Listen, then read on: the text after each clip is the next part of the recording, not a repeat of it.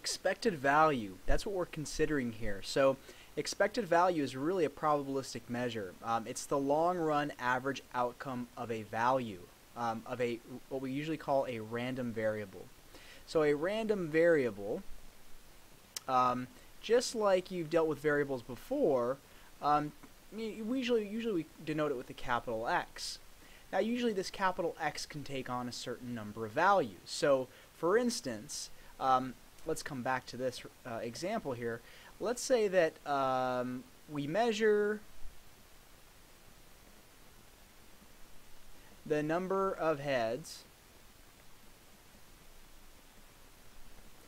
in a coin toss that takes place 20 times or 10 times. Okay, well, what we're measuring is a variable. So in this case, suppose X is the number of heads that we get. So this variable is really just keeping track of the number of, because that's what we want to know, the number of heads in this coin toss. So what values can X take on? Well, we can get 0 heads. I mean, again, not likely, but we can get 1 head, we can get 2 heads, we can get 3 heads in the 10 tosses. Well, anything really is possible, however unlikely, up until 10 coin tosses. So X is a random variable. So suppose X in this case takes on these 3 values. So X can either be 2, 10, or 2, 5, or 10. So we know, but based on our definition of an average, well, that's really what an expected value is. It's an average. It's something that we would expect to happen in the long run. In this case would be, well, we know that it's going to be the sum of the 3 numbers divided by the number of numbers there are. Okay, so kind of a common thing we've done from the past.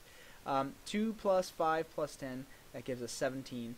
17 divided by 3 is about 5.67. Okay, well, what does that really mean? I like to think about this in terms of money. If I have $2, $5, and $10, and there are 3 people sitting at a table, and they all put their money into a pool and they divide it up, well, each of them will get an equal share of $5.67.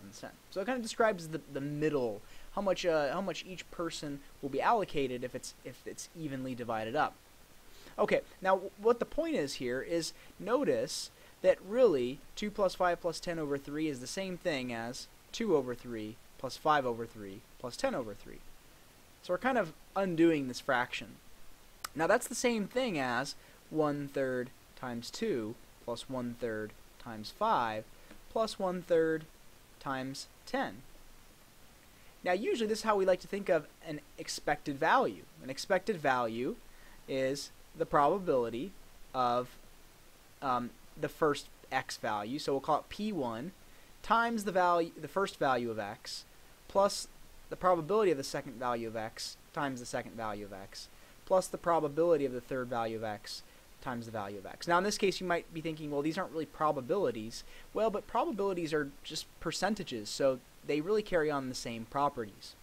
Well, let's see how this is actually valuable. Oh, and one thing I'll add here is typically we will write this as the expected value of the random variable x is equal to P1 x1 plus P2 x2 plus ...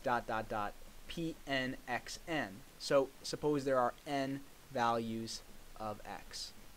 In our case, we had 11 values of x, 1 through 10, and then the value of 0.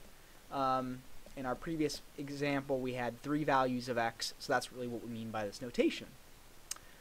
Okay, so let's look at an example. A pet owner brings his dog to the veterinarian for a checkup. The vet offers a pet health insurance plan that runs $25.99 per month. The plan only covers non-maintenance procedures, accidents, health conditions, treatments, surgery, etc.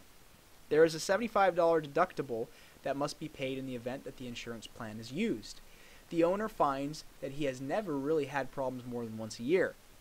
After considering the last 5 years, he determined he had one large non-maintenance bill of $1,275 for his dog. If he feels this information is a roughly valid predictor of the future, does it make financial sense to invest in the insurance plan?